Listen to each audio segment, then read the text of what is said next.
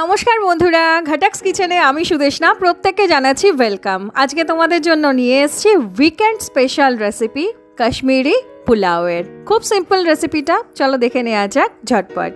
তো এখানে নিয়ে নিয়েছি মোটামুটি 250 থেকে সামান্য একটু বেশি বাসমতি চাল বা বিরিয়ানির চাল। এবার এটাকে ভালো করে প্রথমে একটু ধুয়ে নেব।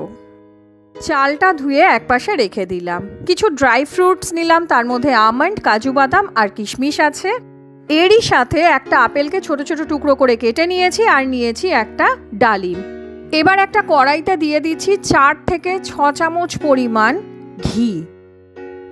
ঘিটা গরম হয়ে গেলে প্রথমে লো হিটে বাদামগুলোকে ভেজে নেব, তারপরে কিশমিশটা দিয়ে এই ভাজা বাদামগুলোর সঙ্গে একটু নেড়ে নামিয়ে নেব।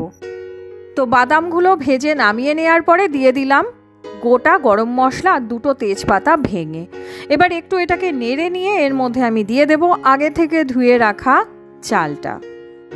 চালটা দেওয়ার পরে কিন্তু গ্যাসের ফ্লেমটাকে বাড়িয়ে দেব এবং বেশ কিছুক্ষণের জন্য এটাকে অনবরত নেড়ে একটু কালার চেঞ্জ হয়ে আসা পর্যন্ত অপেক্ষা করব।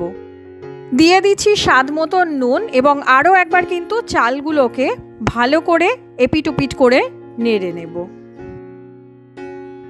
তো চালটা ভাজা হয়ে গেছে। এবার এর মধ্যে মোটামুটি 2.5 থেকে 3 কাপ মেপে জল দিয়ে দেব, যে কাপ মেপে আমি চালটা দিয়েছি।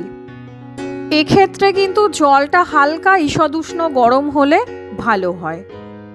এখানে দেখো হাফ কাপের থেকে সামান্য একটু বেশি দুধ আমি এখানে নিয়েছি আর দিয়ে দিলাম তার মধ্যে 2 পিঞ্চ মতন কেশর এবং এটাকে গুলে আমি কিন্তু মিলিয়ে দিচ্ছি আমাদের পোলাওয়ের মধ্যে। আর ইতিমধ্যেই কিন্তু মিনিট 10 এই চালটা ফুটে গেছে এবং বেশ অনেকটাই সেদ্ধ হয়ে গেছে। এই দুধটাকে মিলিয়ে আরও একবার এটাকে নেড়ে আমি কিন্তু ঢাকা চাপা দিয়ে রান্না হতে দেব একেবারেই লো হিটে।